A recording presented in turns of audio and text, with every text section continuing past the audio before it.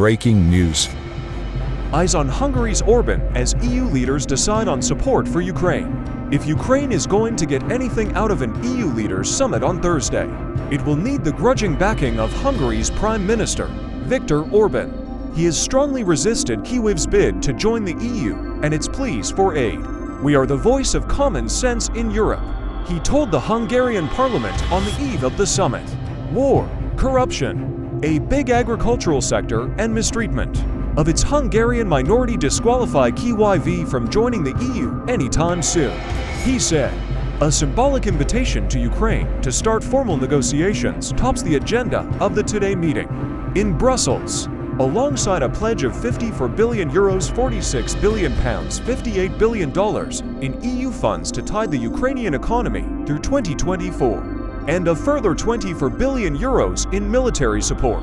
Hungarian objections threaten to make a bad week even worse for Ukrainian President Volodymyr Zelensky.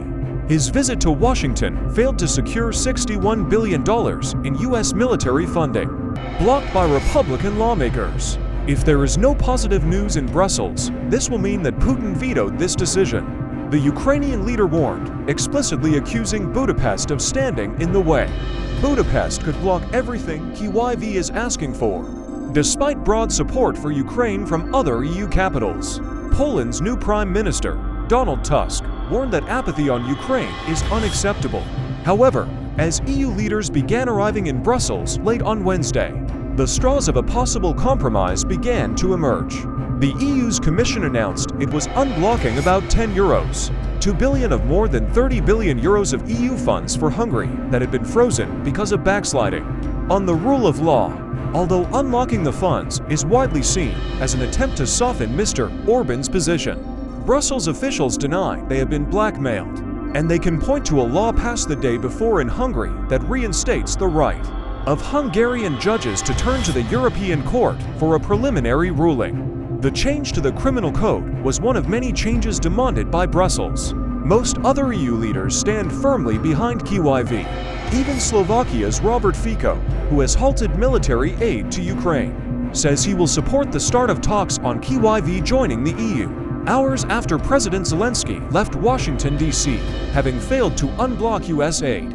Commission President Ursula von der Leyen told the European Parliament we must give Ukraine what it needs to be strong today, so that it can be stronger tomorrow at the table when it is negotiating a long-lasting and just peace for Ukraine. Zelensky desperately needs progress at the EU summit and tried to sound upbeat during a visit to Norway. "We have been very constructive.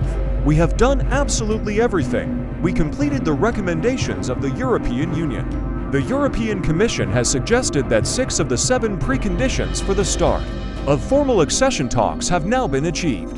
That is disputed by Budapest, which accuses Brussels of lowering the bar to help Kyiv.